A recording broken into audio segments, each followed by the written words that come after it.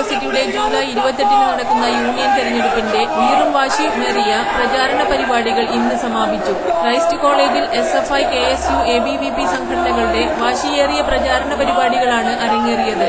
Christ കോളേജിന്റെ ചരിത്രത്തിലാദ്യമായി SFI പാനലിൽ ഒരു പെൺകുട്ടി ഹരിത മില്ലിയെ ചെയർമാൻ പോസ്റ്റിലേക്ക് മത്സരിക്കുന്നു എന്ന പ്രത്യേകത കൂടി ഈ തെരഞ്ഞെടുപ്പിനുണ്ട്. 6 സീറ്റിലേക്ക് SFI എതിരില്ലാതെ ഇതിനകം വിജയിച്ചു കഴിഞ്ഞു. ASUവിന്റെ നേതൃത്വത്തിൽ ഇന്ന് നടന്ന പ്രചാരണ പ്രവർത്തനങ്ങൾക്ക് പ്രിൻസ് പെരേര, മഹേഷ്, പ്രശാന്ത്, വിവേക് എന്നിവർ നേതൃത്വം നൽകി.